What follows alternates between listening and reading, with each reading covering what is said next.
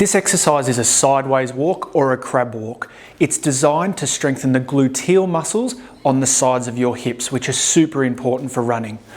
All you need for this is a looped band, and you're going to start by looping the band around your legs just below your knees.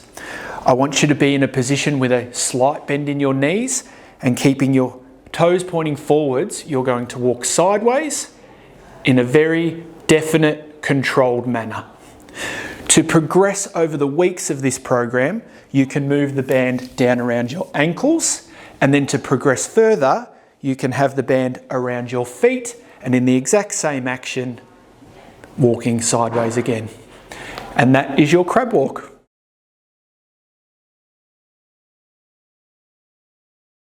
This exercise is a raised heel bridge. It's to get some strength into the hamstring muscles at the back of your thigh.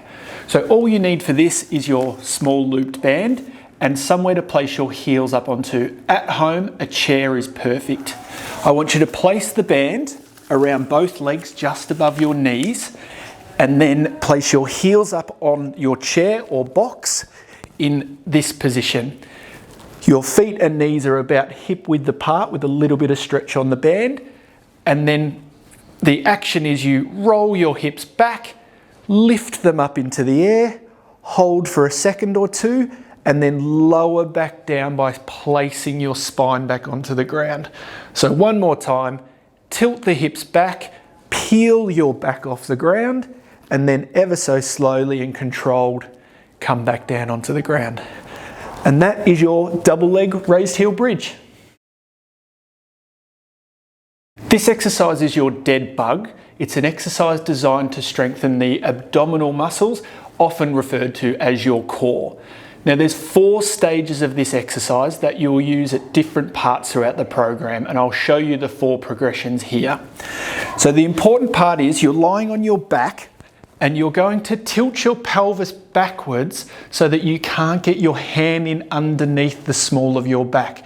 That's important as it tells me the abs are switched on. I want you to grab a weight somewhere around the 2 to 3 kilo mark to start off with, and you'll hold it with straight arms, slightly back from vertical. Now your first progression of your dead bug, or level 1, is very simple, and you're just going to be marching your feet like so. The important thing here and through all stages of this exercise is that your back doesn't lift off the ground.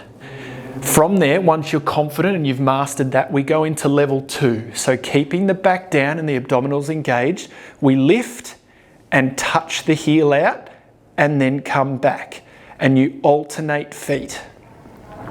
So that is level 2. Level 3 of your dead bug is progressing again.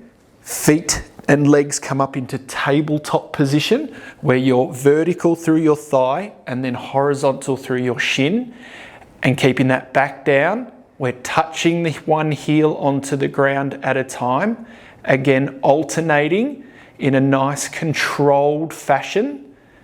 And then level 4, we extend out and we do a long touch with each leg. The whole time again, keeping those abdominals engaged and not allowing your back to arch off the floor. And that is the 4 progressions of your dead bug exercise.